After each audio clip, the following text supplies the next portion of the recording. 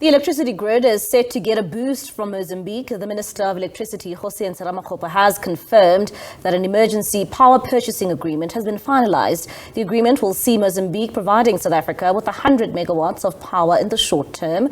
Minister Ramokgopa and his Mozambican counterpart, Mineral Resources and Energy Minister Zacarias, briefed the media on the latest agreement at the Union Buildings in Pretoria. The past few days have seen households and businesses breathing a sigh of relief. Shorter stages of rolling blackouts have been experienced. On the 2nd of June, Friday, the improvement was 7 percentage points, and 1 percentage point is 477 megawatts. So we're close to 3,300 megawatts additional onto the grid.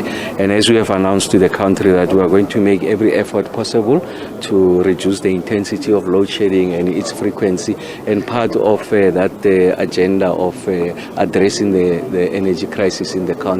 Ramokgopa says, among other interventions, is importing more power from neighboring countries like Mozambique. Mozambique is able to offer us 100 megawatts immediately as I speak to you. Our technical teams, ESCOM and EDM, are meeting to finalize the details of that. In the next 6 months, we can get an additional 600 megawatts.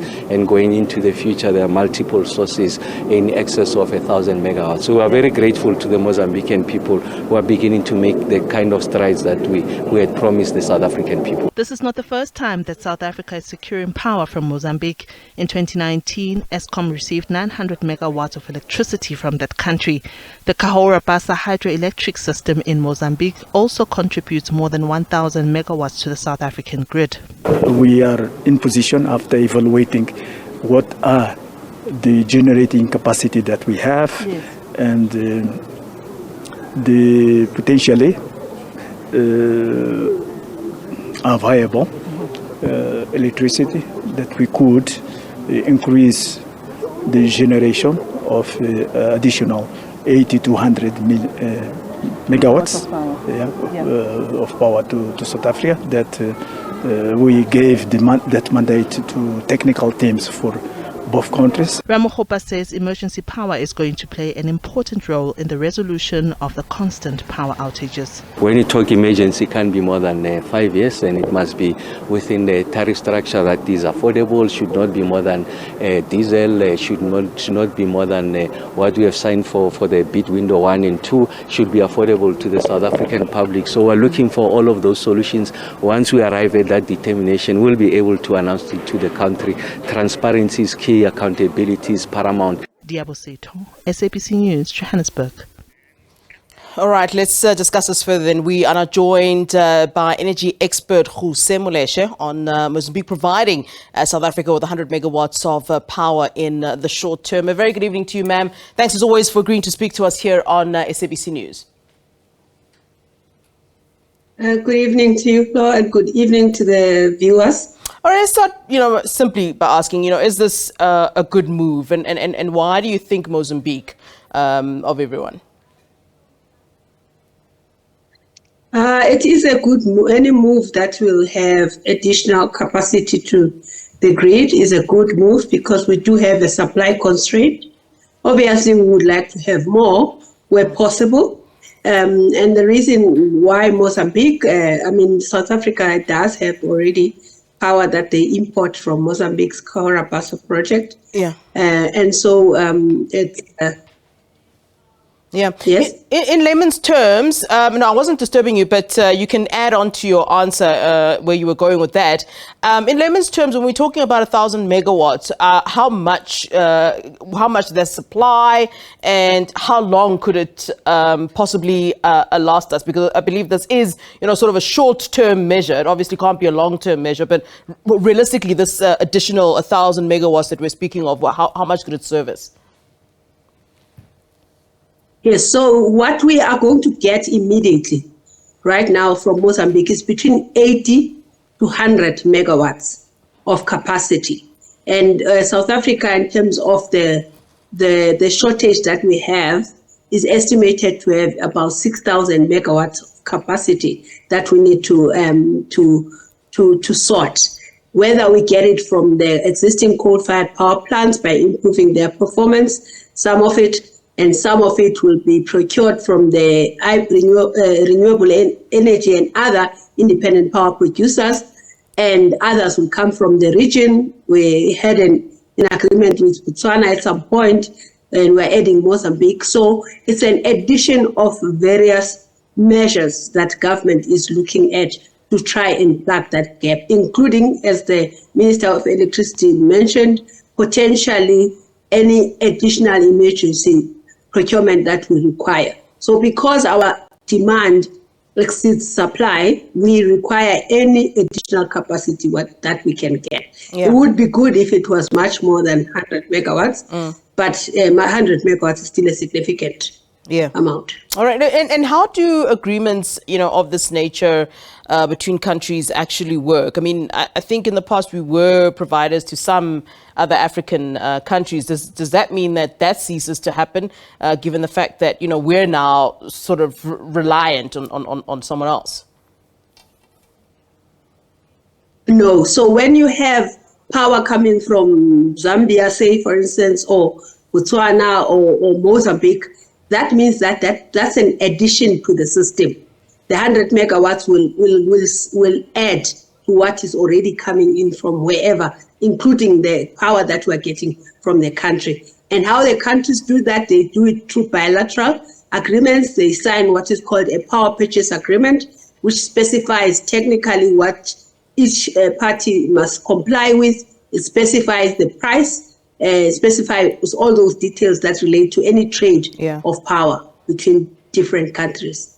Now, Jose, I mean, what does this then say to us in terms of where we are with regards to fixing our energy crisis and the situation at Eskom? The fact that we're going out there and seeking, additional help, additional, power from other countries. Does that then tell us that we're actually further off from, fixing our own problems here at home? It tells us we need a variety of solutions, not one. It tells us that according to the President's energy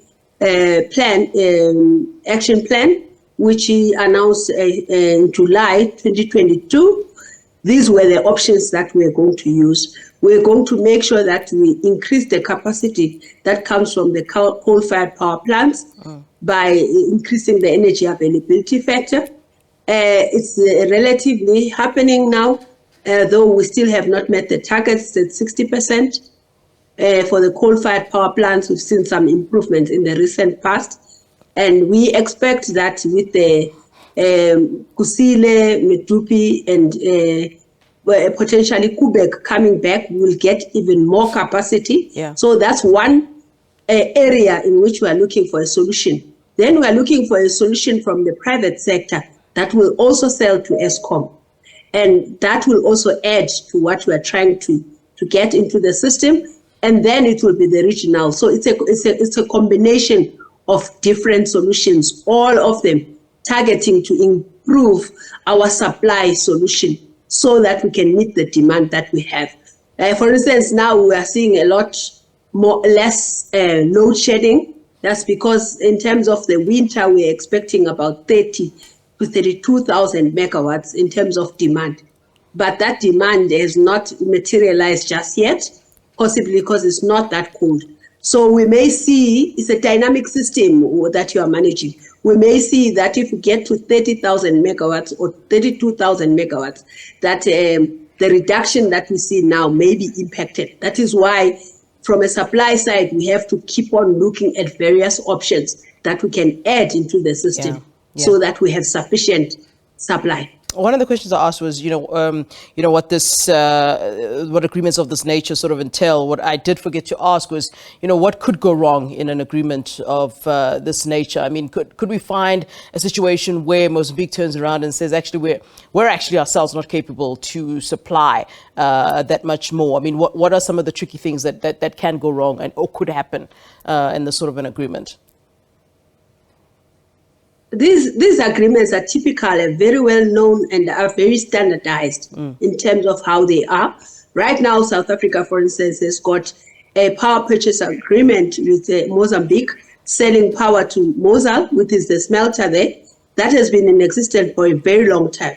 So both parties, from a technical perspective, they know what's feasible, and that is why they are not saying, they are saying 80 to 100 megawatts instead of saying the 600 will come in 6 months, because the 600 is not feasible today. So you don't sign a power purchase agreement because it's a binding document when you know you will not be able to deliver the power.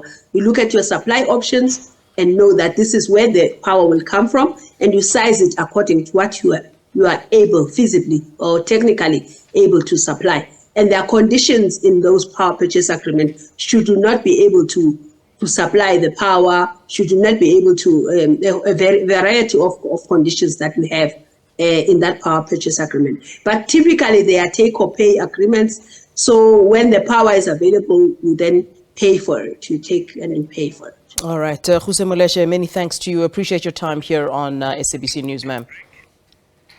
All right, that is Energy Expert Ruse Moleshe. They're talking to us about Eskom, of course, being set to receive an additional 1,000 megawatts of gas-fired energy from Mozambique as part of the Electricity Minister Kgosientsho Ramokgopa's plan to alleviate South Africa's energy crisis.